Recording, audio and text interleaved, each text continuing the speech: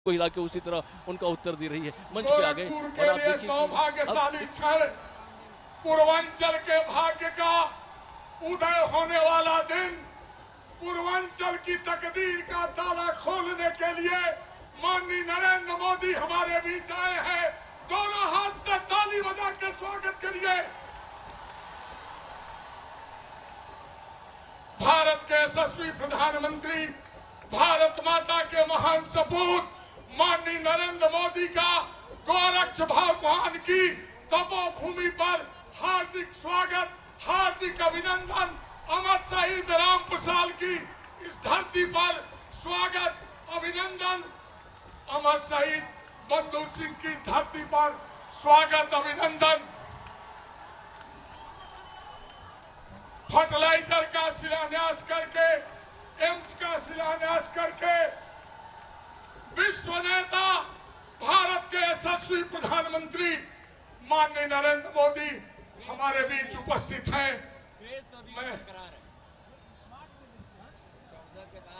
मैं भारतीय जनता पार्टी के प्रदेश के लोकप्रिय अध्यक्ष माननीय केशव प्रसाद मौर्य जी से अनुरोध करूंगा, माननीय प्रधानमंत्री जी सहित सभी केंद्रीय मंत्रियों का स्वागत करें।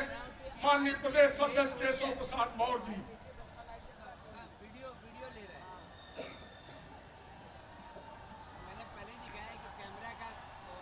सभी मंत्रियों का, माननीय अनंत कुमार का स्वागत करते हुए केशव मौर्य जी, माननीय पीयूष गोयल का,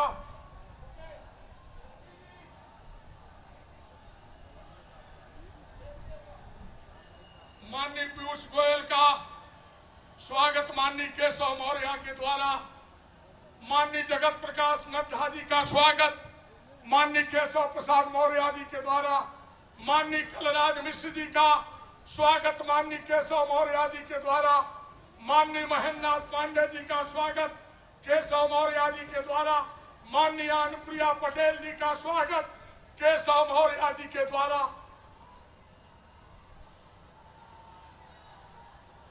अब मैं गोरखपुर क्षेत्र के सभी सांसद पूज्य योगी आदित्यनाथ जी के नेतृत्व में बड़ी माला और प्रभारी रैली प्रभारी स्वतंत्र और सभी सांसद माननीय नरेंद्र मोदी के उनका स्वागत और अभिनंदन करेंगे। गोरखपुर के सांसद पूज्य योगी आदित्यनाथ जी, पंकज चौधरी, शरद त्रिपाठी, हरीश द्विवेदी, जगदम्बिका पाल, राजेश पांडे, रविंद्र कुशवाहा सहित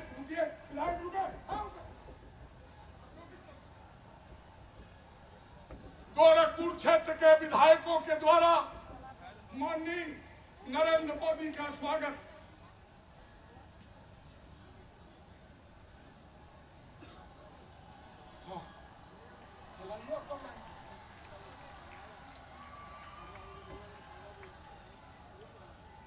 प्रदेश प्रभारी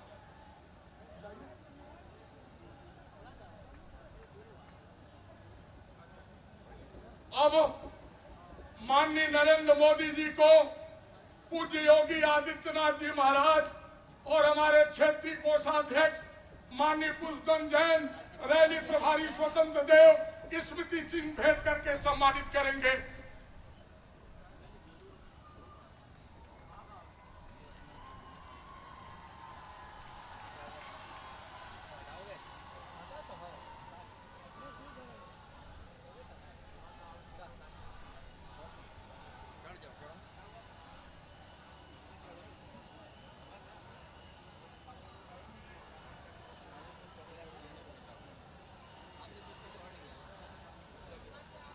अब मैं आमंत्रित करना चाहता हूं उस महान व्यक्तित्व को, गोरक्ष पीठाधीश्वर, गोरखपुर के यशस्वी सांसद, जननायक पूज्य योगी आदित्यनाथ जी को, जिन्होंने मानवेला के 23 जनवरी की रैली में माननीय नरेंद्र मोदी जी से बंद खाद कारखाने की मांग उठाई थी और जो लगातार संसद से सड़क तक फर्टिलाइजर के लिए एम्स के लिए संघर्ष करते रहे ऐसे महान नेता पूज्य योगी आदित्यनाथ को आमंत्रित करता हूं माननीय नरेंद्र मोदी के लिए स्वागत भाषण करें माननीय पूज्य योगी आदित्यनाथ जी।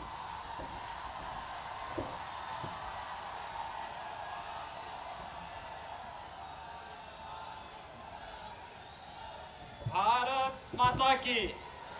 जहां तक मेरी आवाज जा रही है, एक बार आप दोनों हाथ उठा करके जय घोष करेंगे, भारत माता की, भारत माता की, भारत माता की। आज के इस ऐतिहासिक सभा के और इस शिलान्यास कार्यक्रम के मुख्य अतिथि भारत के यशस्वी प्रधानमंत्री आदरणीय नरेंद्र मोदी जी, मंच पर उपस्थित केंद्रीय उर्वरक रसायन एवं संसदीय कार्य मंत्री माननीय अनंत कुमार जी, स्वास्थ्य एवं परिवार कल्याण मंत्री माननीय जगत प्रकाश नड्डा जी, केंद्रीय ऊर्जा मंत्री माननीय श्री पीयूष गोयल जी, केंद्रीय मंत्री माननीय श्री कलराज मिश्र जी, केंद्रीय स्वास्थ्य एवं परिवार कल्याण राज्य मंत्री माननीय अनुप्रिया पटेल जी, भारतीय जनता पार्टी के प्रदेश के प्रभारी और राष्ट्रीय उपाध्यक्ष माननीय ओम माथुर जी, प्रदेश अध्यक्ष माननीय श्री केशव मौर्य जी, भारतीय जनता पार्टी के सभी सम्मानित पदाधिकारीगण, माननीय सांसद और विधायकगण और पूर्वी उत्तर प्रदेश से आई हुई देश के अपने यशस्वी प्रधानमंत्री के अभिनंदन के लिए उमड़े हुए जन सैलाब में उपस्थित पूर्वी उत्तर प्रदेश के सभी नागरिक बंधुओं, मैं बाबा गोरखनाथ की इस धरती पर भारत माता के इस महान सपूत यशस्वी प्रधानमंत्री माननीय श्री नरेंद्र मोदी जी का पूर्वी उत्तर प्रदेश की कोटि कोटि जनता की ओर से हृदय से स्वागत करता हूं, अभिनंदन करता हूं। माननीय प्रधानमंत्री जी, आज आपका गोरखपुर आगमन हम सब के लिए एक ऐतिहासिक क्षण है और हम सबको वर्षों से दबी हुई हमारी उस अभिलाषा को, हमारी उस आकांक्षा को पूरा करने वाला है जो कभी विकास के लिए तड़प रही इस क्षेत्र की कोटि कोटि जनता को आपने बड़ी सहृदयता के साथ, जैसे कभी अहिल्या का उद्धार करने के लिए श्री राम आए थे, वैसे ही पूर्वी उत्तर प्रदेश में विकास की इस गंगा को बहाने के लिए आपका पदार्पण इस क्षेत्र के सौभाग्य को, भाग्योदय का कारण बनेगा। फर्टिलाइजर का हमारे कारखाना 1990 में बंद हुआ था। 6 पूर्व प्रधानमंत्रियों ने बार बार हमको आश्वासन दिया था, फर्टिलाइजर कारखाना चल नहीं पाया। 23 जनवरी 2014 को इसी गोरखपुर की धरती पर आपका आगमन हुआ था और तब आपने कहा था कि गोरखपुर का फर्टिलाइजर कारखाना चलेगा। लोग हम लोगों पर कहते थे कि जैसे औरों ने कहा वैसे ही यहां भी होगा। हम लोग कहते थे ऐसा नहीं होगा, प्रधानमंत्री जी अवश्य पूरा करेंगे। और आज वो तिथि है जब 23 जनवरी 2014 को कहे गए आपके उस वाक्य के अनुसार आज इस कारखाने का शिलान्यास हो रहा है। हम सब के लिए आज जनता के सामने कहने के लिए भी है कि यहां पर केवल शिलान्यास ही नहीं, कंस्ट्रक्शन के कार्य का भी विज्ञापन जारी हो चुका है और इस देश से 5 करोड़ की पूर्वी उत्तर प्रदेश की आबादी, पश्चिमी उत्तर बिहार की 2 करोड़ की आबादी सीधे सीधे इस पूरे अभियान के साथ इस कार्य से लाभान्वित होने वाली है। मैं 7 करोड़ आबादी की ओर से आपका हृदय से स्वागत करता हूं, अभिनंदन करता हूं। महोदय, एम्स यहां की आवश्यकता थी, आपने इसको समझा है। 38 वर्षों से इस क्षेत्र में इंसेफ्लाइटिस से अब तक 50,000 से अधिक मासूम बच्चों की मौतें हुई हैं। उस पीड़ा को समझने की जरूरत किसी ने कभी समझी नहीं, और पहली बार इस क्षेत्र में न केवल इंसेफ्लाइटिस का, डेंगू है, kala-azar, malaria, filaria, liver cancer, kidney failure के मामले और न जाने तमाम अन्य बीमारियों के उपचार के लिए एक अंतर्राष्ट्रीय मानक का बेहतर स्वास्थ्य केंद्र एम्स के रूप में गोरखपुर में स्थापित होगा।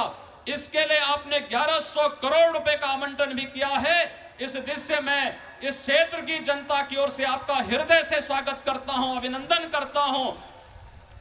मेरा विश्वास है जो 50,000 से अधिक मासूम बच्चे इंसेफ्लाइटिस से पिछले 38 वर्षों में मरे हैं, उन बच्चों की आत्मा को शांति मिलेगी कि आने वाले समय में इस क्षेत्र का कोई मासूम बच्चा बीमारी से दवा के अभाव में नहीं मरेगा। यहाँ के किसी व्यक्ति को दिल्ली, मुंबई या देश के किसी अन्य भाग में उपचार के लिए जाने के लिए मजबूर नहीं होना पड़ेगा। आपकी जो कृपा दृष्टि इस क्षेत्र में बनी है, हमें विश्वास है कि इस क्षेत्र के औद्योगिक वातावरण को बनाने के साथ साथ इस क्षेत्र के पलायन को रोकेगा और समृद्धि इस क्षेत्र के किसानों, गरीबों, नौजवानों के सामने भी आकर के इस क्षेत्र को भी देश के अन्य क्षेत्रों की तरह विकसित करेगा। मैं एक बार पुनः इस क्षेत्र के गन्ना किसानों, इस क्षेत्र के आम नागरिकों, इस क्षेत्र के आम जनमानस की ओर से, 7 करोड़ जनता की ओर से आपके संपूर्ण कार्यक्रम के प्रति आभार निवेदित करते हुए हृदय से स्वागत और अभिनंदन करता हूं। बहुत बहुत धन्यवाद पूजनीय महाराज जी।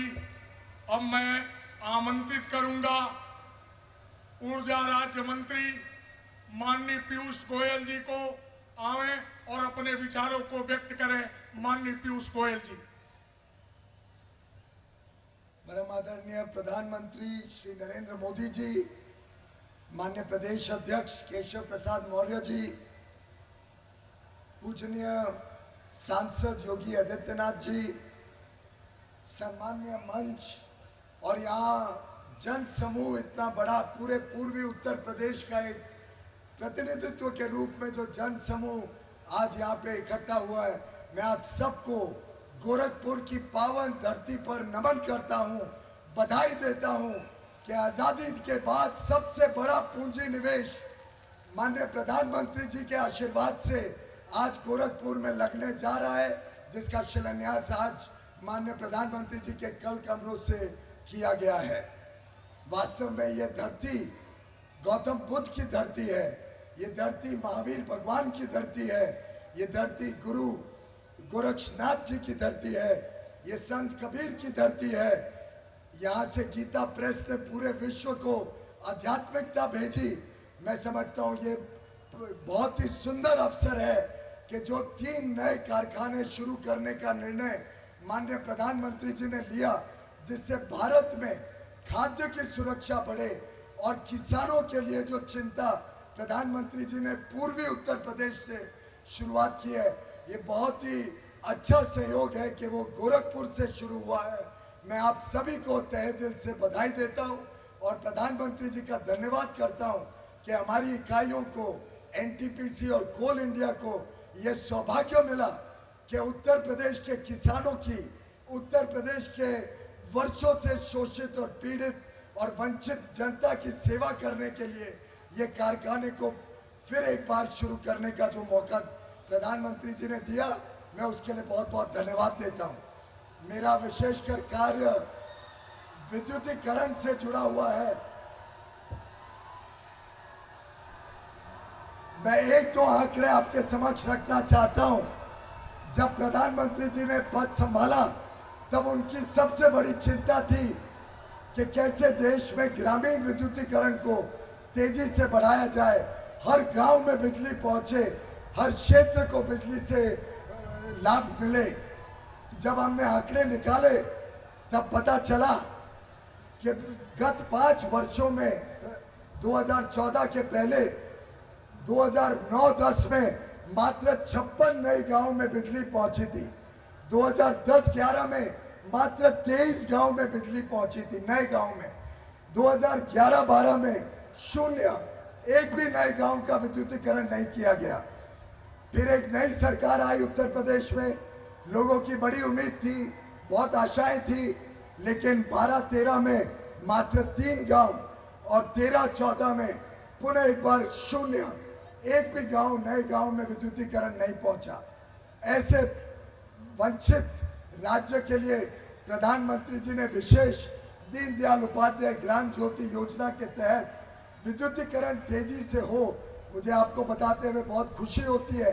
सिर्फ 2 वर्ष हुए इस सरकार को, केंद्र सरकार की 2 वर्ष में प्रधानमंत्री जी के आग्रह पे, प्रधानमंत्री जी के निगरानी में केंद्र सरकार ने पूरा जोर लगा के जब यहाँ विद्युतीकरण के कार्य को तेजी दी तो मात्र 2 वर्षों में 1364 गांव में 1364 नए गांव में विद्युतीकरण पहुंची है।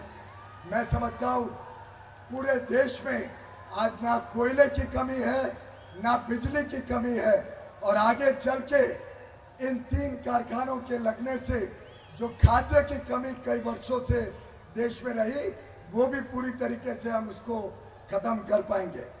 जैसा पंडित दीनदयाल उपाध्याय जी ने कहा था, अवसरवाद ने राजनीति में लोगों के विश्वास को हिलाकर रख दिया है। मैं समझता हूँ प्रधानमंत्री जी के कुशल नेतृत्व में अब एक नया दौर विकास का पूरे देश में, खास तौर पे उत्तर प्रदेश में आने जा रहा है। एक सुशासन का दौर, एक भ्रष्टाचार मुक्त भारत का दौर, एक ऐसा शासन जो गांव के बसने वाले गरीबों के लिए हो, जो गांव में रहने वाले आदिवासियों के लिए हो, प्रदेश के गरीबों की, शोषित, पीड़ित, वंचित जनता की उद्धार और विकास के लिए जो सरकार समर्पित हो, ऐसी सरकार प्रधानमंत्री मोदी जी ने देश को दी है। उत्तर प्रदेश भी इसका लाभ ले, इस पूरे विश्वास के साथ। और पुनः एक बार आप सबको बधाई देके प्रधानमंत्री जी का धन्यवाद करते हुए कि गोरखपुर और पूर्वी उत्तर प्रदेश की इतनी बड़ी इकाई और इतना बड़ा पूंजी निवेश से आप सब लाभ लें। बहुत बहुत धन्यवाद। बहुत बहुत धन्यवाद माननीय गोयल जी। और मैं आमंत्रित करूंगा केंद्रीय स्वास्थ्य मंत्री माननीय जगत प्रकाश नड्डा जी को आवे और इस रैली को संबोधित करें। माननीय जगत प्रकाश नड्डा जी।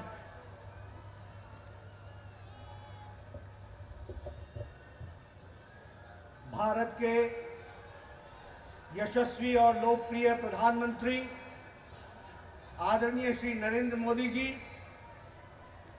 भारतीय जनता पार्टी के प्रदेश के अध्यक्ष श्री मौर्य जी, केशव प्रसाद मौर्य जी,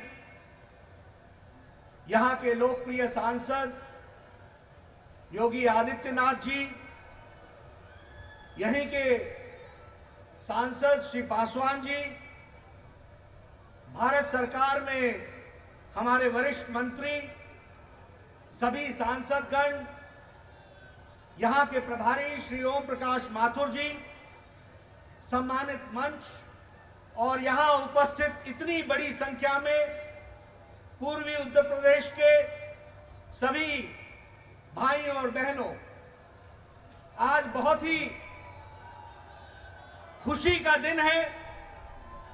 आज वो सौभाग्यशाली दिन है जो पूर्वी उत्तर प्रदेश के लिए स्वर्ण अक्षरों में लिखा जाने वाला दिवस होगा। विकास की दृष्टि से और मानवता की सेवा की दृष्टि से यह दिन हम सब लोग हमेशा हमेशा याद रखेंगे। आज के दिन आदरणीय प्रधानमंत्री जी ने all India institute of medical sciences AIIMS का शिलान्यास किया है और वो इस यहाँ की जनता को समर्पित किया है। उसके लिए मैं आप सब की ओर से आदरणीय प्रधानमंत्री जी का हार्दिक धन्यवाद करता हूं। उन्होंने कहा था कि हम इस इलाके की तस्वीर और तकदीर बदलेंगे। मानवता की सेवा में ये एक बहुत बड़ा कार्य है जिसको प्रधानमंत्री जी ने विशेष रुचि लेकर के इस क्षेत्र को एम्स देने का काम किया है। मित्रों, लगभग 1011 करोड़ रुपए की लागत से बनने वाला ये एम्स, जिसमें 320 बिस्तरे सुपर स्पेशलिटी ब्लॉक के होंगे और इसके साथ साथ लगभग 300 स्पेशलिटी ब्लॉक के होंगे और शेष जनरल कैटेगरी के बेड्स की कैपेसिटी 750 बेड कैपेसिटी का ये all India institute of medical sciences बनेगा। इसमें 10 स्पेशलिटी और 10 सुपर स्पेशलिटी होगी।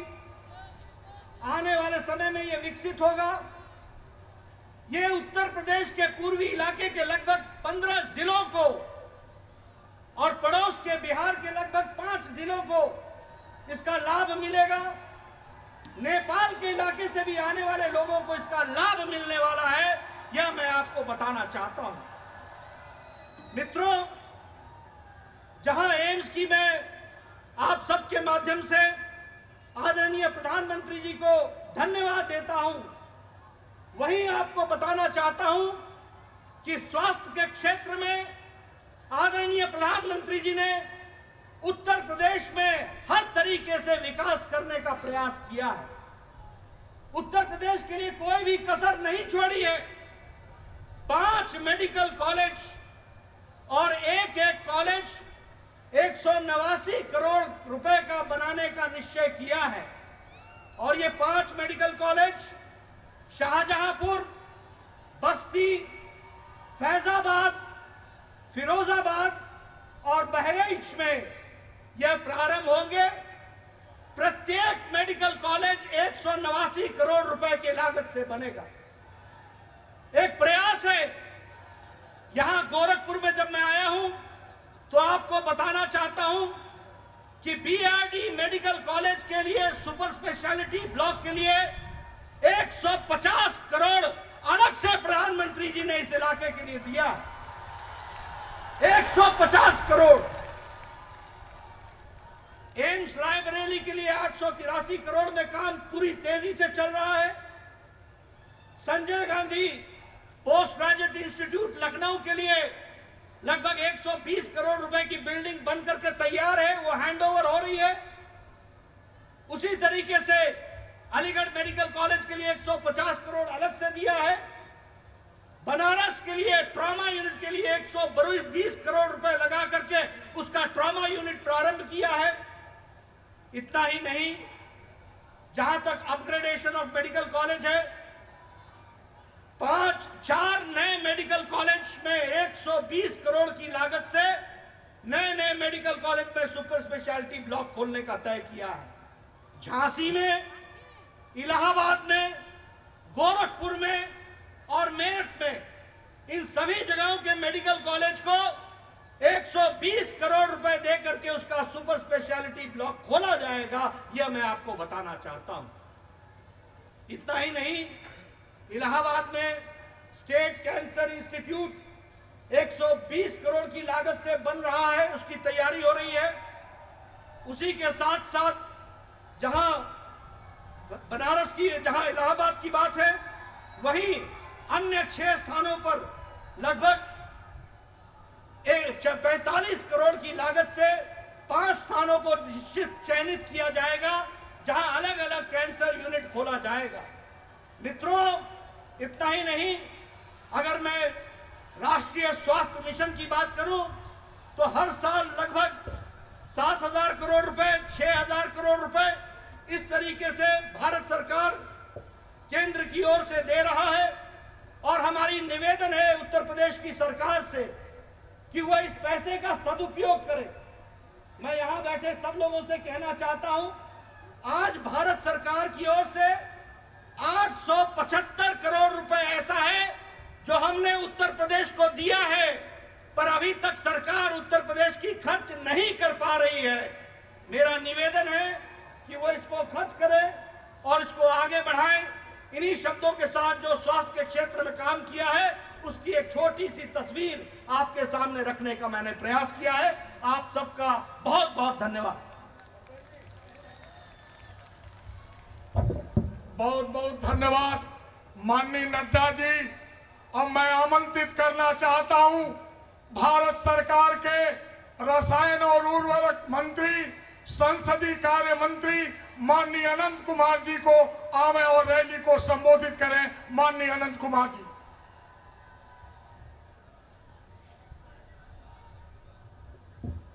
मित्रों, माननीय प्रधानमंत्री नरेंद्र भाई मोदी जी ने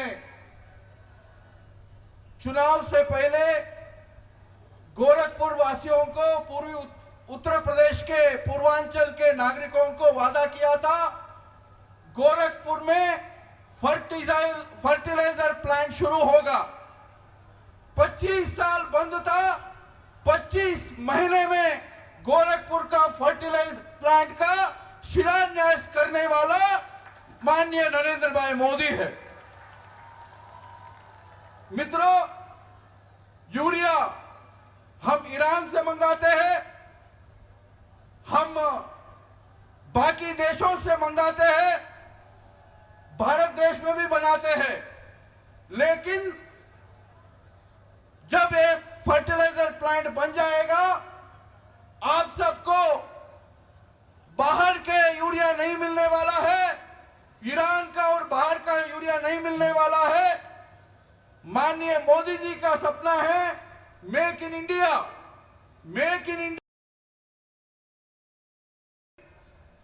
उत्तर प्रदेश, मेक इन उत्तर प्रदेश का मतलब है मेक इन पूर्वी उत्तर प्रदेश।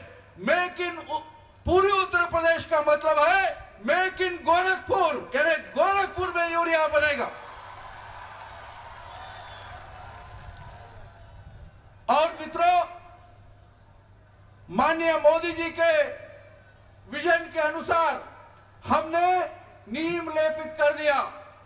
अभी लाठी नहीं चलती, गोली नहीं चलती, कोई धक्का मुक्की नहीं होती। यानी कांग्रेस के जमाने में जो यूरिया का कमी थी वो यूरिया का कमी पूरा हो गया नहीं हो गया। आज के दिन में उत्तर प्रदेश को जितना यूरिया चाहिए उससे ज्यादा यूरिया, जितना मिश्रित खाद चाहिए उससे ज्यादा मिश्रित खाद, जितना डीएपी एमओपी चाहिए उससे ज्यादा डीएपी एमओपी देने वाला किसानों का मसीहा नरेंद्र भाई मोदी है। मित्रों, हम इतना ही वादा करेंगे, 6,000 करोड़ लागत करेंगे, 3,000 नौजवानों को रोजगार दिलाएंगे। 3 साल में इस गोरखपुर फर्टिलाइजर प्लांट शुरू होगा और एक बार नरेंद्र भाई मोदी जी को उसका लोकार्पण के लिए इसी मैदान में हम बुलाएंगे। जय हिंद, जय उत्तर प्रदेश, नमस्कार। बहुत बहुत धन्यवाद माननीय अनंत कुमार जी। और मैं आमंत्रित करना चाहता हूं भारतीय जनता पार्टी के वरिष्ठ नेता, कई बार प्रदेश के अध्यक्ष रहे, भारत सरकार के लघु सूक्ष्म और मध्यम उद्योग मंत्री, देवरिया के लोकप्रिय सांसद माननीय कलराज मिश्र जी को आवे और रैली को संबोधित करें। माननीय कलराज मिश्र जी।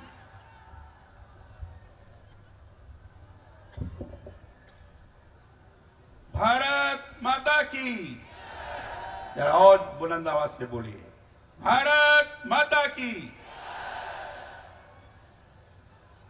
भारत का गौरव दुनिया में बढ़ाने वाले भारत के प्रधानमंत्री, यशस्वी प्रधानमंत्री आदरणीय श्री नरेंद्र मोदी जी, प्रदेश के अध्यक्ष आदरणीय श्री केशव प्रसाद मौर्य जी, मंच पर बैठे हुए आदरणीय श्री अनंत कुमार जी, श्री नड्डा जी, सभी सम्मानित मंत्रीगण, सभी सम्मानित सांसदगण, विधायकगण और यहाँ उपस्थित सभी सम्मानित इस इलाके के नागरिक बंधुओं, नौजवान दोस्तों, किसान भाइयों, मित्रों, आपके सामने मैं याद दिलाने आया हूं और याद ये दिलाने आया हूं 21 फरवरी 2014 को यही पास में मानबेला मैदान में विशाल जनसभा के अंदर आदरणीय श्री मोदी जी सभा में पधारे थे और उन्होंने ऐलान किया था कि हमारी सरकार होगी तो हम आपके सामने ये कहने आएंगे कि हमने क्या किया है, हमने जो आपको कहा था उसको किया कि नहीं किया, इस बात को उन्होंने कहा था। और यह भी कहा था कि गोरखपुर में जो खाद का कारखाना बंद पड़ा हुआ है, हम उस खाद के कारखानों को प्रारंभ करेंगे। यह भी कहा था कि गोरखपुर में जिस तरह से इंसेफ्लाइटिस, गोरखपुर, देवरिया, बस्ती, ये सारे इलाके इससे त्रस्त रहते हैं। पानी के दोष के कारण जो अनेक रोग होते हैं उनको दूर करने के लिए यहाँ एम्स की स्थापना की जाएगी, इसको भी आदरणीय श्री प्रधानमंत्री जी ने उस समय घोषित किया था। यह भी कहा था यहाँ के गन्ना किसान त्राहि त्राहि कर रहे हैं, मिलें बंद हैं, प्रदेश सरकार को जिस तरीके से विचार करते हुए उसको ठीक करना चाहिए वो नहीं कर पा रही है, और इसलिए आकर गन्ना किसानों की समस्या का समाधान भी हम करेंगे। मुझे बताते हुए बड़ी प्रसन्नता हो रही है। क्या जो प्रधानमंत्री जी यहाँ आए हैं, मुझे याद है कि 1976 के बाद गोरखपुर में कोई भी हिंदुस्तान का प्रधानमंत्री नहीं आया, केवल आदरणीय श्री नरेंद्र मोदी जी आए। और केवल आए ही नहीं, तो यह भी इन्होंने साबित किया कि हमने जो आपको आश्वासन दिया था उस आश्वासन को हमने पूरा किया है। और पूरा करने के क्रम में यहाँ का फर्टिलाइजर जिसको जानबूझ करके बंद कर दिया गया था, उसका शिलान्यास करने आए हैं। 6000 करोड़ रुपया की राशि उसमें लगेगी। और साथ ही साथ ये सारे मंडल, गोरखपुर मंडल, आजमगढ़ मंडल, देवी पाटन मंडल, बस्ती मंडल, इन सारे मंडलों के अंतर्गत आने वाले जितने लोग हैं, इन लोगों का समुचित तौर पर इलाज हो सके, यहाँ एम्स की भी स्थापना करने के लिए हम आए हैं। इसके लिए 1100 करोड़ रुपया उसे खर्च करेंगे। ये दोनों बातों को उन्होंने जो कहा था आज उन्होंने पूरा किया है। तीसरी बात जो उन्होंने कहा था, गन्ना किसानों को लाभ पहुंचाने के लिए 6000 करोड़ रुपया केंद्र सरकार ने दिया। सवाल पूछ रहा है प्रदेश सरकार से कि तुमने कितने गन्ना किसानों का बकाया भुगतान किया। सवाल पूछ रहा है प्रदेश सरकार से कि जो 17 चीनी मिलें बंद हैं, उन चीनी मिलों को खोलने के लिए आप क्या कर रहे हो। नरेंद्र मोदी जी ने तो इशारा किया। आज हम सब लोगों को सामूहिक रूप से नरेंद्र मोदी जी को बधाई देने के लिए जबरदस्त ताली बजाकर नरेंद्र मोदी जी को हम लोग बधाई दें, ये आप सबों से प्रार्थना है। सब लोग ताली बजाकर नरेंद्र मोदी जी को बधाई दें, उनका स्वागत करें। यही बात कहते हुए मैं अपनी वाणी को विराम देता हूं। बहुत बहुत धन्यवाद। बहुत बहुत धन्यवाद माननीय कलराज जी। अब मैं आमंत्रित करना चाहता हूं उत्तर प्रदेश के लोकप्रिय में यशस्वी प्रदेश अध्यक्ष, फूलपुर के लोकसभा सांसद माननीय केशव प्रसाद मौर्य जी को आवे और रैली को संबोधित करें। माननीय मौर्य जी। बोलिए भारत माता की। इतने धीरे से इतना बड़ा उपहार कितना ज्यादा मिला है मालूम है ना आप लोगों को। पूर्वांचल को आजादी के बाद जितना मिलना चाहिए उससे शायद सब बकाया ब्याज के साथ आज प्रधानमंत्री जी यहां पर देने का काम किया है। तो जरा तेजी के साथ बोलिए भारत माता की, भारत माता की, भारत माता की। भारत के यशस्वी प्रधानमंत्री, विश्व के सबसे शक्तिशाली नेता, और मैं कहूं किसानों के, गरीबों के, मजदूरों के, दलितों के, नौजवानों के, माताओं बहनों के सबसे प्रिय नेता अगर कोई है तो ऐसे माननीय श्री नरेंद्र मोदी जी का मैं उत्तर प्रदेश की धरती पर भारतीय जनता पार्टी उत्तर प्रदेश की ओर से, यहां उमड़े जनसागर की ओर से हृदय हार्दिक स्वागत और अभिनंदन करता हूं। मैं बहुत लंबी बात नहीं करूंगा। अभी सभी माननीय हमारे मंच पर बैठे हुए केंद्रीय मंत्री आदरणीय श्री अनंत कुमार जी, आदरणीय श्री पीयूष गोयल जी, आदरणीय श्री जयप्रकाश नड्डा जी, आदरणीय श्री कलराज मिश्रा जी, आदरणीय बहन अनुप्रिया जी, आदरणीय डॉक्टर महेंद्र पांडे जी, मंच पर बैठे हुए प्रदेश के केंद्र के पदाधिकारी, माननीय सांसदगण, माननीय विधायकगण और यहाँ उपस्थित जनसैलाब, मेरे मीडिया के मित्रों, बहुत बातें नहीं करना, 2-3 बातें। यहाँ उत्तर प्रदेश के पूर्वांचल के लोगों को देश के विभिन्न शहरों में जाकर के रोजी रोटी खोजने का काम करना पड़ता था। आपने बहुत विधायक बनाए, सांसद बनाए, मुख्यमंत्री बनाए, लेकिन देने का काम अगर किसी ने किया है तो हमारे यशस्वी माननीय प्रधानमंत्री श्री नरेंद्र मोदी जी ने यहाँ पर देने का काम किया है। और आज इस स्थिति में पूर्वांचल पहुंचा है कि अब पूर्वांचल के लोगों को देश में कहीं रोजगार खोजने के लिए न जाना पड़े, बल्कि देश के अलग अलग स्थानों से लोगों को पूर्वांचल में रोजगार खोजने के लिए आना पड़े। इतना बड़ा उपहार आज यहाँ पर प्रदान किया गया है। मैं माननीय प्रधानमंत्री जी का इसके लिए हृदय से अभिनंदन करता हूँ, स्वागत करता हूँ। उत्तर प्रदेश की जो विफल सरकार, आदरणीय श्री अखिलेश यादव जी का बस चलता तो एम्स गोरखपुर में नहीं, वो सैफई में बनवा देने का काम करते। यहाँ स्थिति इस समय प्रदेश सरकार की है। मैं आप सब लोगों को, यह प्रदेश सरकार सभी मोर्चों पर विफल है, कानून व्यवस्था ध्वस्त है, भ्रष्टाचार चरम सीमा पर है। मैं बहुत उन बातों में नहीं जाऊंगा, लेकिन मैं आपसे पूछना चाहूंगा कि आप माननीय नरेंद्र मोदी जी से जुड़ना चाहेंगे कि नहीं जुड़ना चाहेंगे? जुड़ना चाहेंगे तो एक में नंबर, आप सबके पास मोबाइल है कि नहीं है?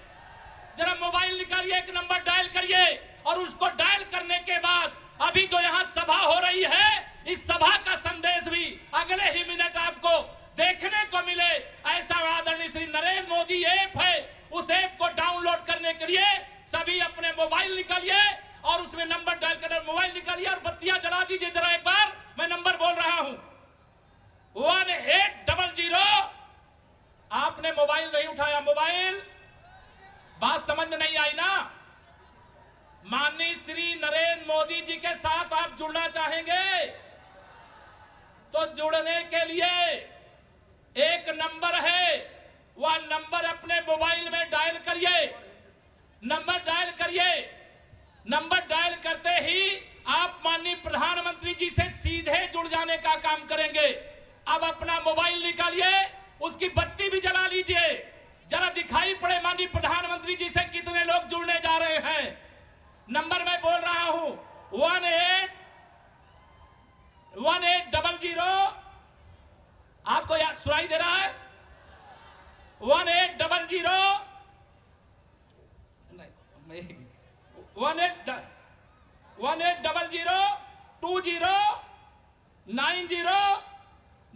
20 नोट हो गया? मैं फिर से दोहराऊं, 1 8 2 बार 0 2, फिर 2 लिखिए, फिर 0 लिखिए, 90920। या अगर नोट हो गया है तो इसको डायल कर दीजिए। आप माननीय प्रधानमंत्री जी से सीधे जुड़ जाने का काम करेंगे। सबको सुनाई पड़ा तो हाथ ऊपर करिए। सुनाई पड़ गया, नंबर डायल कर लिया। मैं माननीय प्रधानमंत्री जी से आपको सीधे जोड़ करके गरीबों के, किसानों के, नौजवानों के मसीहा जी का मैं हृदय से उत्तर प्रदेश के विकास का द्वार खोलने के लिए, इस उपहार को प्रदान करने के लिए बहुत बहुत हृदय से अभिनंदन करता हुआ, आप भी सुनना चाहते हैं, मैं भी सुनना चाहता हूं, इसलिए अपनी बात पूरी करता हूं। बहुत बहुत धन्यवाद। बोलिए भारत माता की। बहुत बहुत धन्यवाद।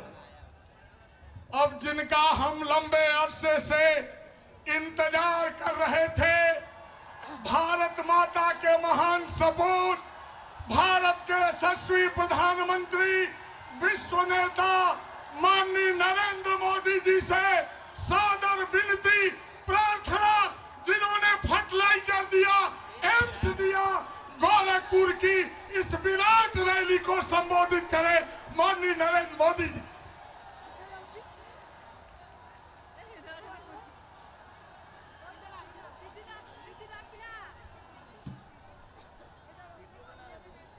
भारत माता की, भारत माता की। मंच पर विराजमान भारतीय जनता पार्टी के प्रदेश अध्यक्ष, युवा नेता, मेरे साथी श्रीमान केशव प्रसाद मौर्य जी, भारतीय जनता पार्टी के राष्ट्रीय उपाध्यक्ष एवं सांसद श्रीमान ओम प्रकाश जी माथुर, केंद्र में मंत्री परिषद के मेरे साथी श्री अनंत कुमार, मंत्री श्री कलराज मिश्र, मंत्री श्री पीयूष गोयल, मंत्री श्री जगत प्रकाश नड्डा, मंत्री श्री महेंद्र नाथ पांडे, मंत्री बहन अनुप्रिया पटेल, यहाँ के सांसद श्रीमान योगी आदित्यनाथ जी, राज्यसभा में नवनिर्वाचित सांसद श्रीमान शिव प्रताप शुक्ला जी,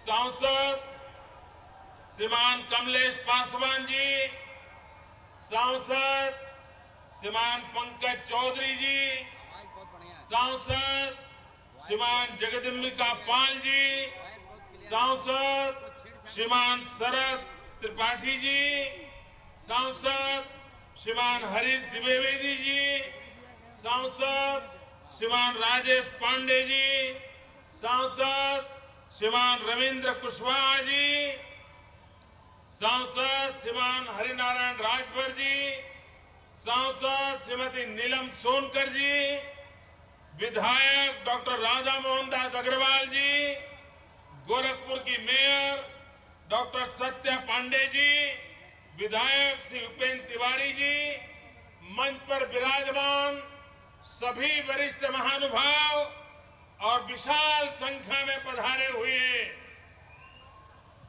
गोरखपुर के मेरे प्यारे भाइयों और बहनों,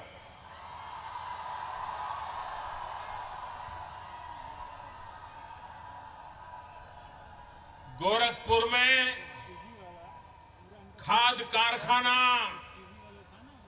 और एम्स के शिलान्यास कार्यक्रम में उपस्थित रहुआ सभी के प्रणाम।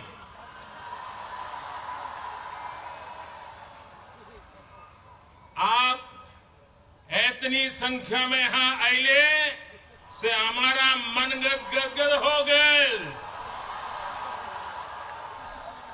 लोकसभा चुनाव के समय यही बगलिए में मानबेला का सभा ऐतिहासिक रयूल आज रहुआ सब आपन पहल के रिकॉर्डवा तोड़ दीजिए।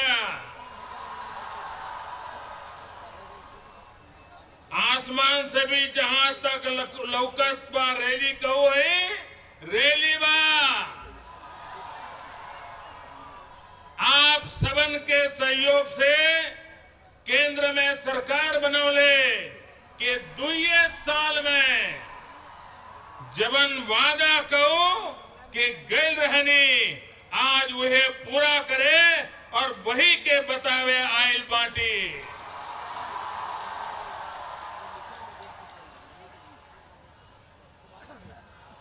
मैं सबसे पहले आप सबका अभिनंदन करना चाहता हूं। अगर कोई कहता है कि 26 साल से बंद पड़ा हुआ कारखाना मेरे कारण हुआ, मोदी के कारण हुआ, तो ये बात गलत है। ये 26 साल के बाद ये कारखाना फिर शुरू होना है। अगर उसका क्रेडिट, उसका पूरा यश अगर किसी को जाता है तो आप सब जनता जनार्दन को जाता है। अगर आपने मुझे उत्तर प्रदेश से चुन करके न भेजा होता, अगर आपने उत्तर प्रदेश में एक तरफा भारतीय जनता पार्टी और साथियों को न जिताया होता तो ये 26 साल वाला काम अभी भी लटका पड़ा हुआ होता। ये इसलिए हुआ है क्योंकि आपने दिल्ली में आप लोगों के लिए काम करने वाली सरकार बनाई है, इसलिए ये काम हो रहा है।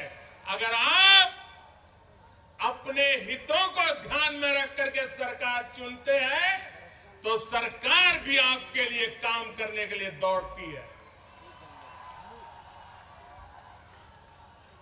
मुझे आपको इस बात के लिए भी अभिनंदन करना है, पूरे उत्तर प्रदेश में अगर आपने ऐसा हमें बल न दिया होता तो हिंदुस्तान में 30 साल के बाद जो मजबूत और स्थिर सरकार बनी है वो कभी नहीं बन पाती। इसलिए मैं आपका और उत्तर प्रदेश का हृदय से आभार व्यक्त करता हूं। आपका तीसरा अभिनंदन मुझे करना है, खास करके पूर्वी उत्तर प्रदेश के लोगों का। आपने पूरे पूर्वी उत्तर प्रदेश में हमारे ऐसे होनहार सांसदों को चुना है, ऐसे जागरूक सांसदों को चुना है, ऐसे सक्रिय सांसदों को चुना है, जिसके कारण वो दिन रात दिल्ली में जब आते हैं तो आपके सवालों को लेकर के मेरे से भी लोहा ले लेते हैं। इसलिए मैं आपको अभिनंदन देता हूं।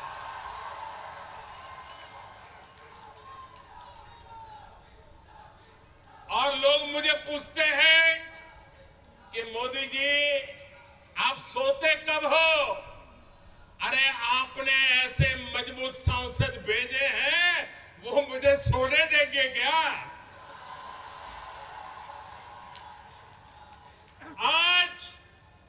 आज ये जो सिद्धि हो रही है इसकी क्रेडिट योगी आदित्यनाथ से लेकर के सारे एमपी, जरा खड़े हो जाए एमपी, यही एमपी है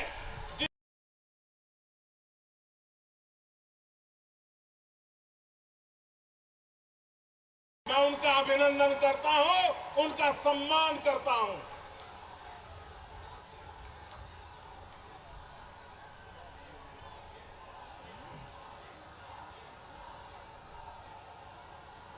भाइयों बहनों,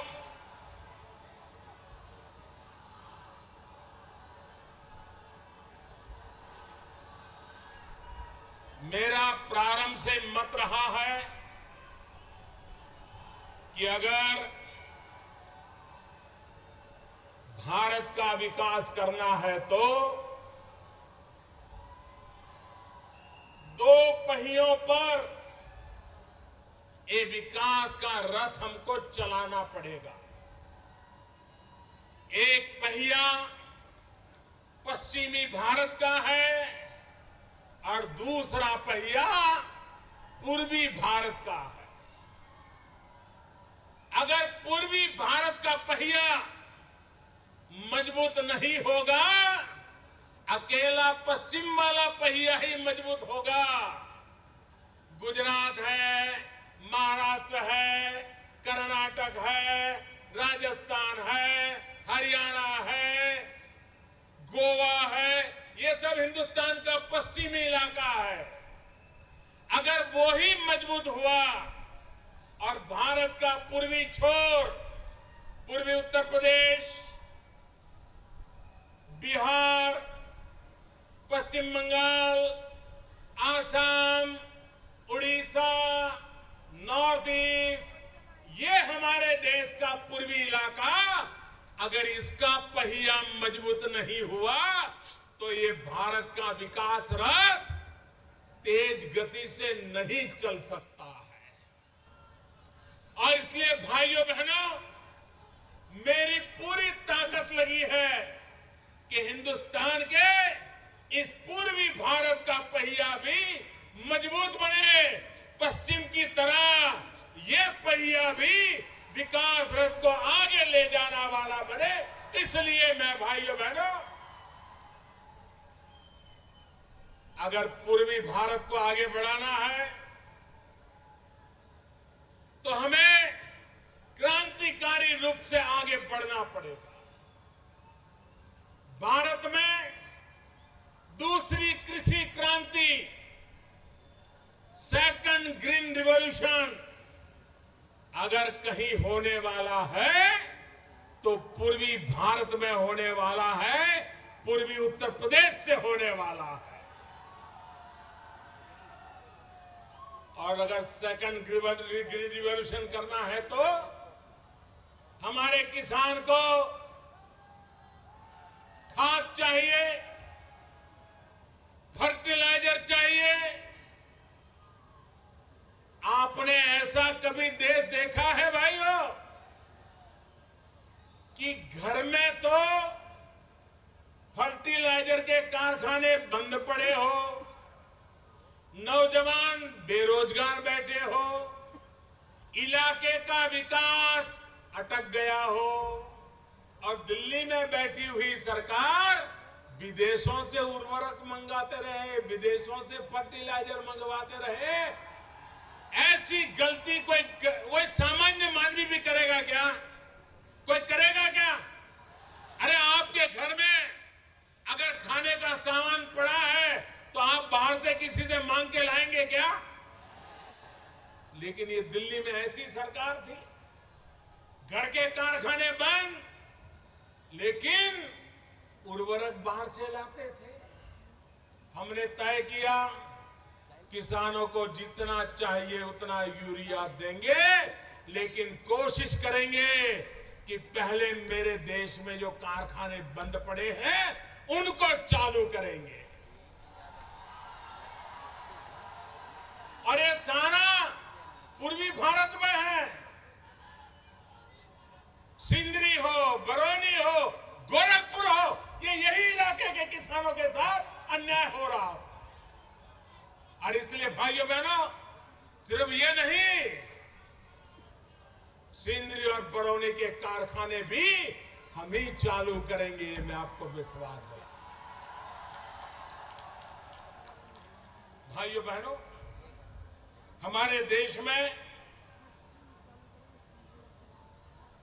हमेशा, मैं जब गुजरात का मुख्यमंत्री था तो मैं भारत सरकार को एक चिट्ठी जरूर लिखता रहता था। मैं हमेशा शिकायत करता था कि मेरे किसानों को यूरिया चाहिए, आप यूरिया दीजिए, और दिल्ली सरकार जवाब नहीं देती थी।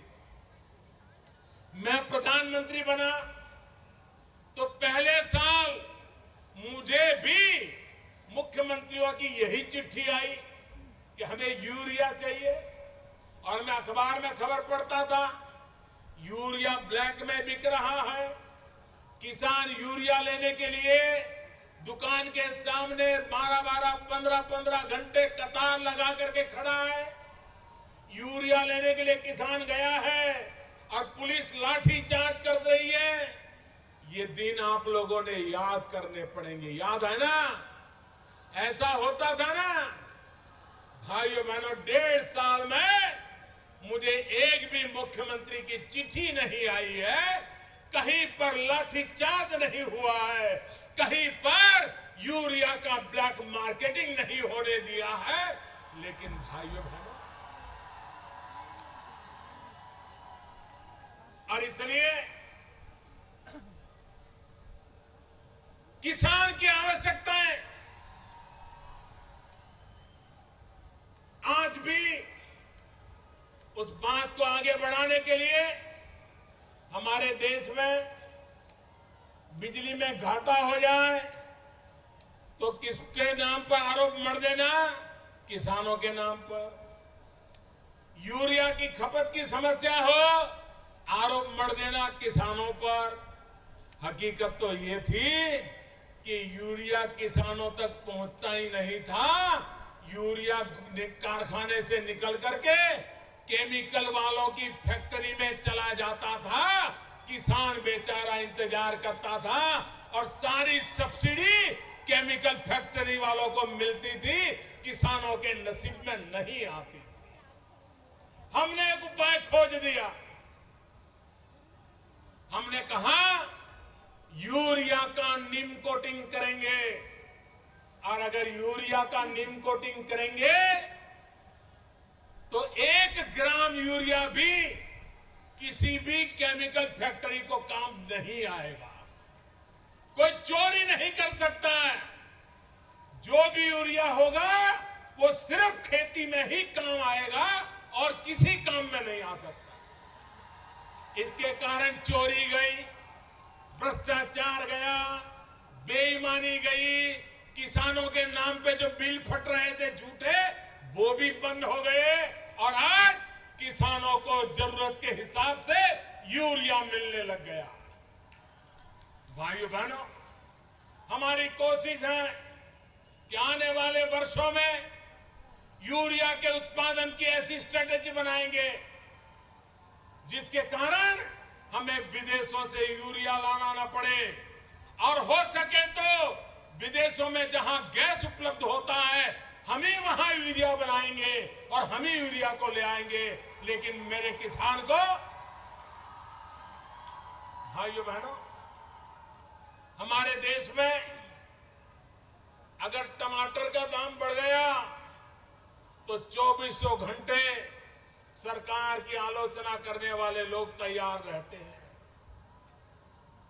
सब्जी का दाम बढ़ गया तो 2400 घंटे सरकार की आलोचना करने वाले तैयार रहते हैं, लेकिन उनको कभी इन किसानों की याद नहीं आती है।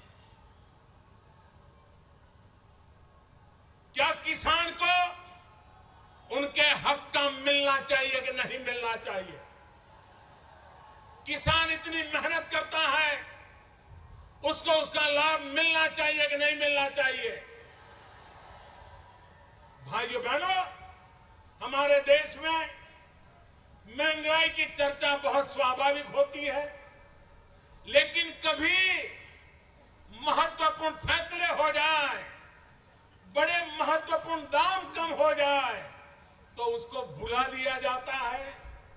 यहां जितने भी किसान होंगे, आपने कभी सुना है पिछले 30 साल में, मैं चुनौती देता हूं, आपने कभी सुना है कि हमारे देश में फर्टिलाइजर के दाम कम हुए हो? ऐसा कभी सुना है भाई? सुना है? नहीं हुआ ना? ये पहली सरकार आपने दिल्ली में ऐसी बिठाई है मेरे भाइयों बहनों कि आज मुझे ये बताते हुए खुशी होती है कि हमारी सरकार की नीतियों के कारण, हमारी सरकार में भ्रष्टाचार को खत्म करने के लगातार प्रयासों के कारण, हमारी सरकार में सामान्य किसान की भलाई की दिन रात चिंता करने के कारण, मेरे किसान भाइयों, हमारी सरकार ने डीएपी खाद, जिसमें प्रति टन मूल्य में 2500 रुपया कटौती करने में सफलता प्राप्त की है, और उसके कारण जब किसान 50 किलोग्राम की बोरी लेता है तो उसको 125 रुपया अब कम देना पड़ेगा। ये काम हमने किया है। एमओपी, किसान को एमओपी चाहिए, उसके मूल्य में प्रति टन 5000 रुपया कम करके दिखाया भाइयों बहनों, 5000 रुपया कम, और उसके कारण 50 किलो का अगर बोरा होगा उसको 250 रुपया तक बचत होने वाली है। भाइयों बहनों, इसके दाम मिश्रित खाद एनपीके में हमने एवरेज 1000 रुपया प्रति टन कम किया है, और उसके कारण किसान को बोरे पर 50 रुपया की बचत होने वाली है। इन सारा हिसाब लगाएं तो इसके पहले कभी किसान को सस्ते में खाद मिले ऐसा कभी किसी सरकार ने सोचा तक नहीं था। ये पहली सरकार है जिसने इस दिशा में सोचा है। भाइयों बहनों, हमने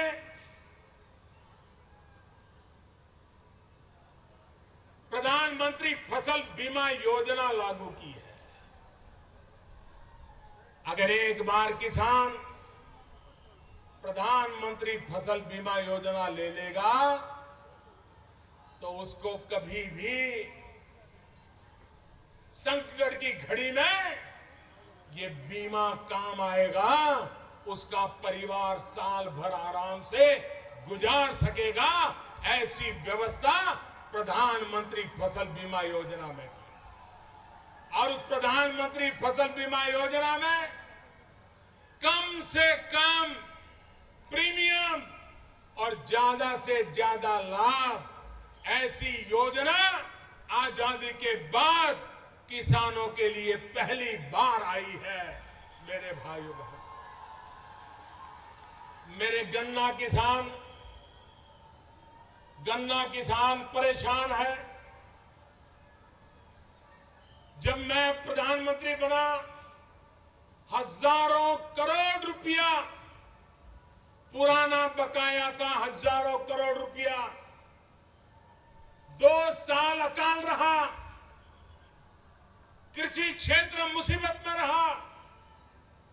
इसका असर सरकार पर भी पड़ता है, लेकिन उसके बावजूद भी एक के बाद एक कदम हमने ऐसे उठाए कि जिस गन्ना किसान के हजारों करोड़ रुपया बकाया थे, उस पुराने बकाये में, मेरे शब्द बराबर ध्यान से सुनिए, मैं कह रहा हूं, पुराना जो बकाया था उसमें जो हजारों करोड़ बकाया था, उसमें अब सिर्फ 170, 175, 180 करोड़ रुपया बाकी रहा है।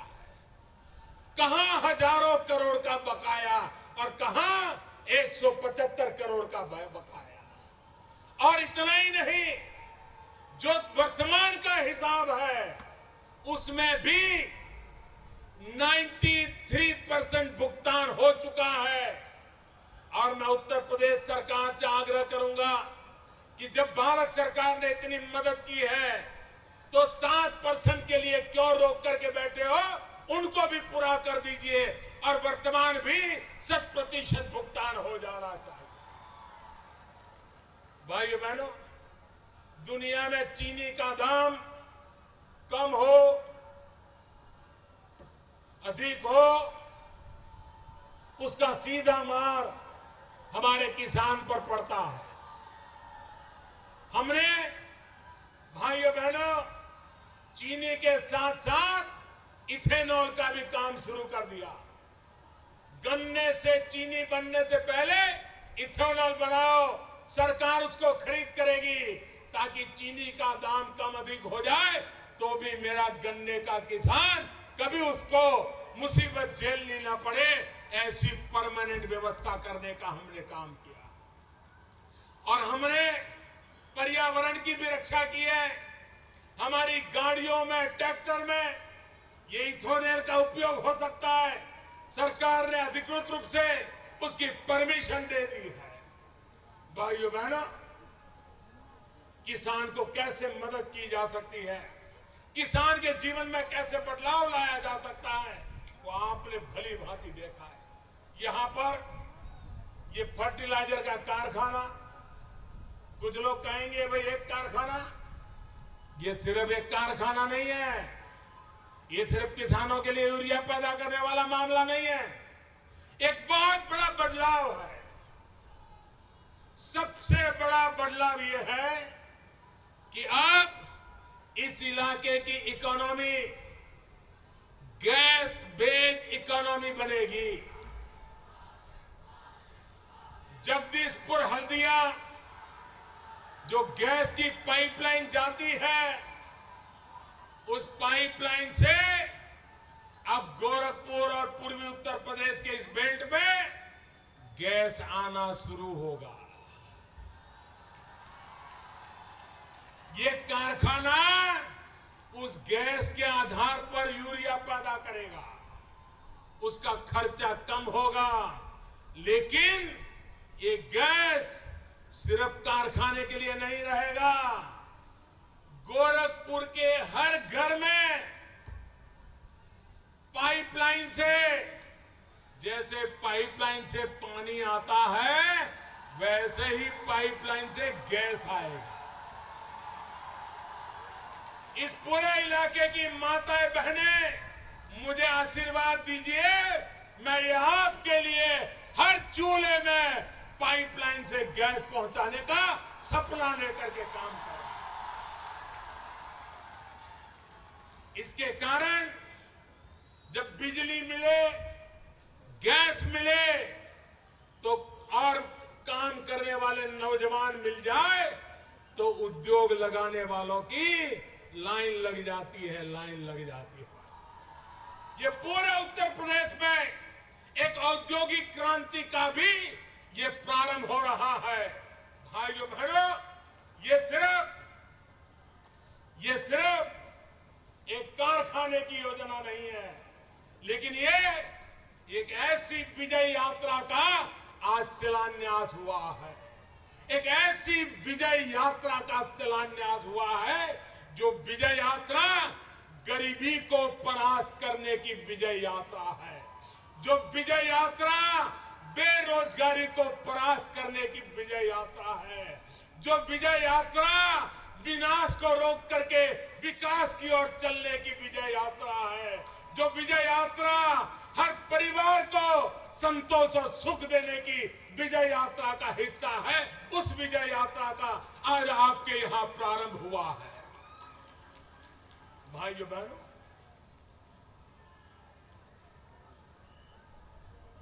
गैस जब आता है तो आर्थिक स्थिति में कैसा बदलाव आता है, जो लोग इसके जानकार हैं वो आने वाले दिनों में लिखेंगे। आज दूसरा काम हम कर रहे हैं, वो काम है एम्स का शिलान्यास। भाइयों बहनों, अस्पताल तो बहुत होते हैं, लेकिन भारत में एम्स को एक मानदंड माना गया है। आप मुझे बताइए, क्या एम्स दिल्ली वालों के लिए ही होना चाहिए क्या? क्या मेरे उत्तर प्रदेश के बीमार भाइयों बहनों को एम्स मिलना चाहिए कि नहीं मिलना चाहिए? यहां से दूर दूर से लोगों को जो दिल्ली जाना पड़ता है, उनको यहां दवाई मिलनी चाहिए कि नहीं मिलनी चाहिए? भाइयों बहनों, 1000 करोड़ से ज्यादा रुपया लगेंगे, लेकिन एम्स बनेगा, 700 बेड का आधुनिक से आधुनिक अस्पताल बनेगा। अभी हमारे नड्डा जी और अनुप्रिया जी के नेतृत्व में भारत में आरोग्य की योजनाओं को आगे बढ़ाने की दिशा में अनेक हम कदम उठा रहे हैं। उसमें एक महत्वपूर्ण कदम आज गोरखपुर में एम्स को हम लागू कर रहे हैं।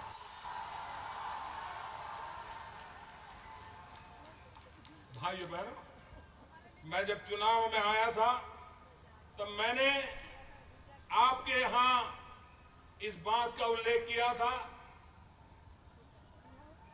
और जब मैं मस्तिष्क ज्वर का सुना था, बालकों को जापानी बीमारी कहते थे लोग, जापानी बीमारी, कितने बालक मौत के शरण हो गए, कितने बालक दिव्यांग हो गए। भाइयों बहनों, ये बचपन को मरने नहीं दिया जाएगा।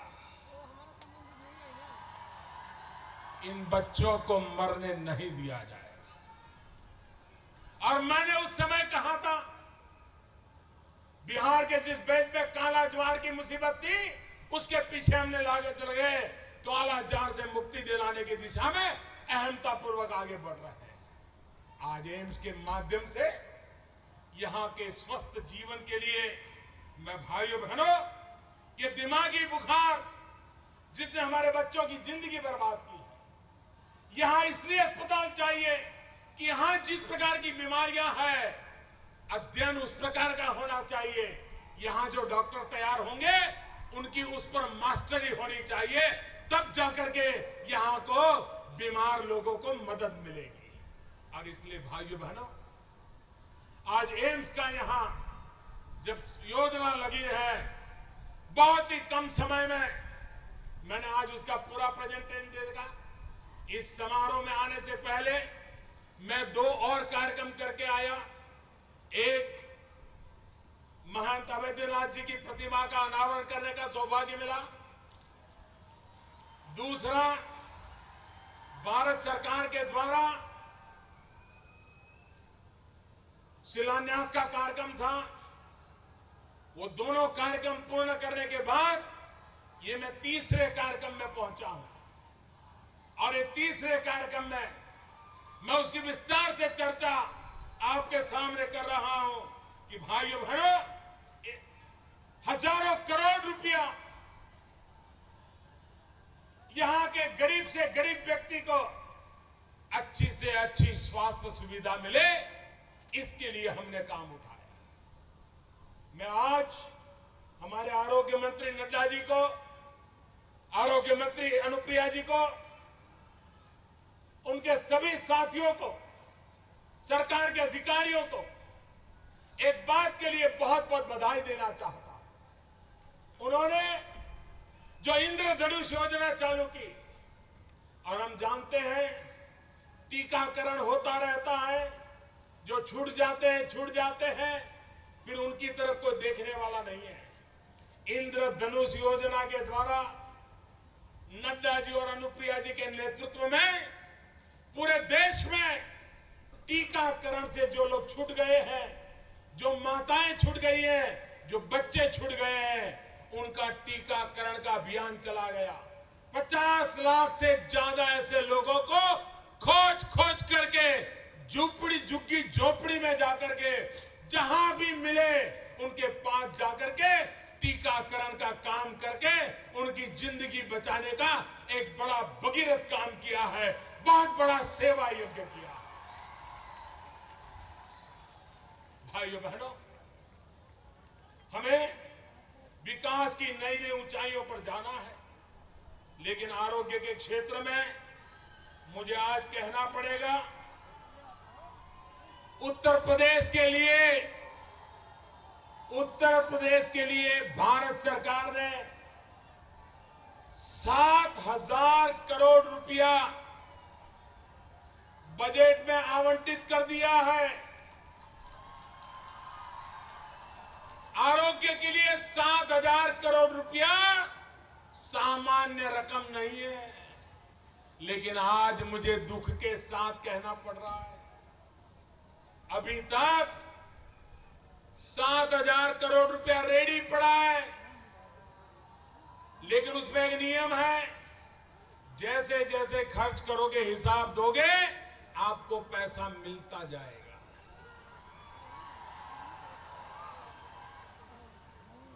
ये सरकार सिर्फ 2,850 करोड़ रुपए ही ले पाई है। 7,000 करोड़ रुपया पड़ा है, उसको लेने की फुर्सत नहीं है, क्योंकि काम करने की उनके पास ताकत नहीं। जो सरकार आपके आरोग्य के लिए काम न कर पाए, भारत सरकार पैसे देती हो, उसके बाद भी काम अटका पड़ा हो, तो भाइयों बहनों, ये दिमागी बीमारी हो, कोई भी बीमारी हो, आपको कभी स्वास्थ्य नहीं मिल सकता। और इसलिए आपने दिल्ली में ऐसी सरकार बनाई, आपके लिए दौड़ रही है। लखनऊ में भी ऐसी सरकार हो जो आपके लिए दौड़ने वाली।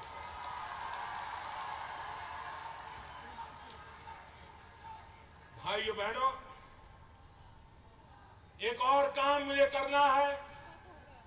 मैं जानता हूं कि पूर्वी उत्तर प्रदेश में टूरिज्म के लिए बहुत संभावना है।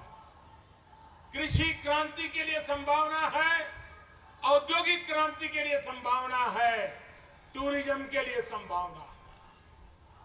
भगवान बुद्ध के दुनिया भर में भक्त है, वे यहां आना चाहते हैं।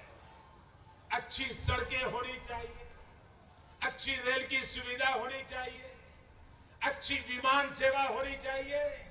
हमने विमान सेवा में नई पॉलिसी बनाई है, उसके कारण ऐसे गोरखपुर जैसे छोटे छोटे स्थान पर भी अब विमान आने की संभावना बढ़ेगी, उसके कारण टूरिस्ट आने की संभावना बढ़ेगी।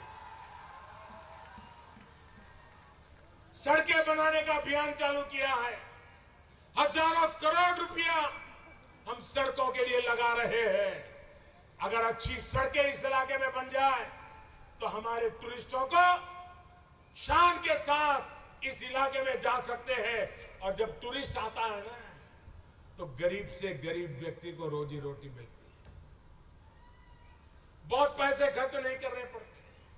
ऑटो रिक्शा वाले भी कमाता है, टैक्सी वाला भी कमाता है, होटल वाला भी कमाता है, चाय बेचने वाला भी कमाता है, बिस्कुट बेचने वाला भी कमाता है, फल फूल बेचने वाला कमाता है, प्रसाद बेचने वाला कमाता है, खिलौने बेचने वाला कमाता है।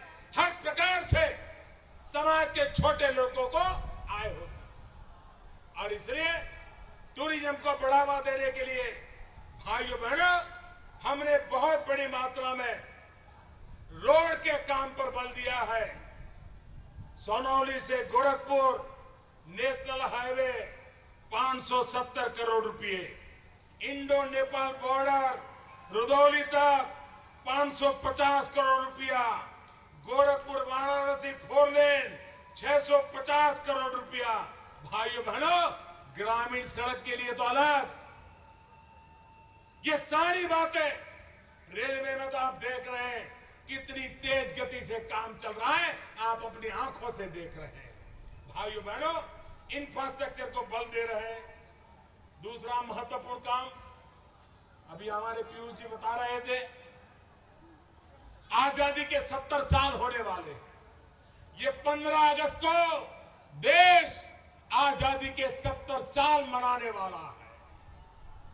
लेकिन भाइयों बहनों, मैं एक दिन हिसाब कर रहा था, 18,500 गांव ऐसे हैं आजादी के 70 साल होने आए, वहां बिजली का खंभा भी नहीं पहुंचा।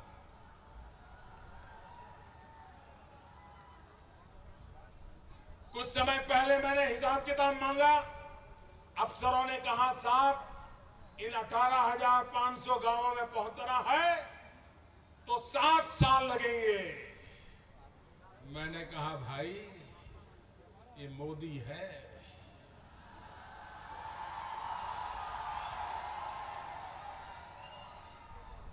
वो सीढ़ी भी चढ़ता है तो दौड़ के चढ़ता है।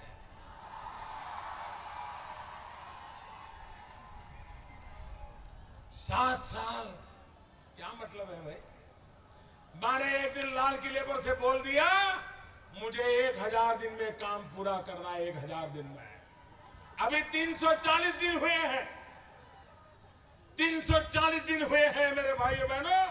लेकिन आज मैं गर्व के साथ कह सकता हूं कि 18,452 गांवों में से 9,033 गांवों में बिजली पहुंच चुकी है।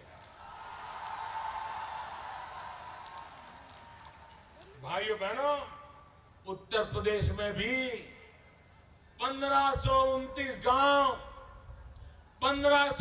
गांव ऐसे थे जो 18वीं शताब्दी में जीने के लिए मजबूर थे।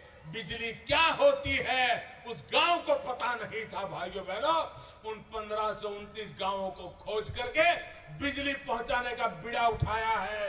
और आज मैं संतोष से कहता हूं 340 दिन में अब सिर्फ 250 गांव सिर्फ बचे हैं, 250 गांव, ये काम भी पूरा कर लिया गया। भाइयों बहनों, उत्तर प्रदेश ने मुझे इतना दिया है, मैं उत्तर प्रदेश का कर्ज चुकाने के लिए दिन रात लगा हुआ हूं, दिन रात काम कर रहा हूं। भाइयों बहनों, राजनीति बहुत हो चुकी, जातिवाद की राजनीति बहुत हो चुकी, अपनों परायों का खेल बहुत हो चुका। हर किसी की झोली भर के देखी आपने, लेकिन आपकी झोली भरी क्या?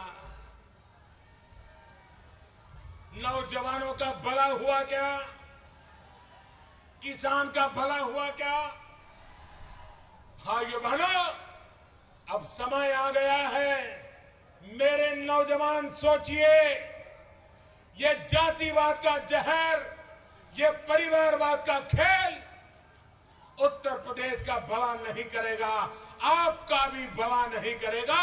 सिर्फ विकासवाद ही आपका भला करेगा, विकास की राजनीति भला करेगी। और इसलिए मैं आपको विकास के लिए निमंत्रण देने आया हूं। आइए, जैसा मुझे आशीर्वाद दिया वैसा आने वाले दिनों में आशीर्वाद देते रहिए, आपके सपने पूरे करके रहेंगे।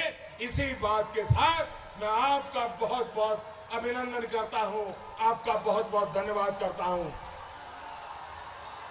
माननीय मोदी जी, पूर्वांचल के पास धन्यवाद के और शब्द नहीं। जो कुछ उपहार आपने पूर्वांचल को दिया, मैं माननीय प्रदेश उपाध्यक्ष शिव प्रताप शुक्ल जी, नवनिर्वाचित राज्यसभा सांसद से अनुरोध करूंगा, आभार प्रदर्शन करें। माननीय शिव प्रताप शुक्ल जी।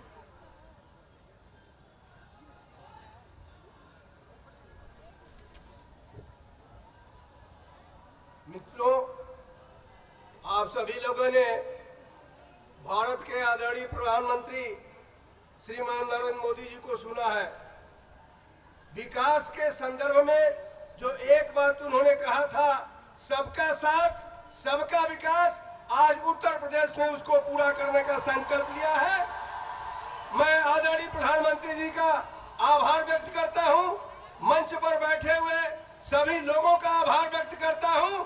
उत्तर प्रदेश बढ़े, उत्तर प्रदेश फले फूले, यह आशीर्वाद देकर के जो हमारे प्रधानमंत्री जा रहे हैं, हम उनको 2017 में एक नया उत्तर प्रदेश भारतीय जनता पार्टी के साथ दे दें, यह संकल्प लेते हुए मैं इस सभा के समापन की घोषणा करता हूं। बहुत बहुत धन्यवाद।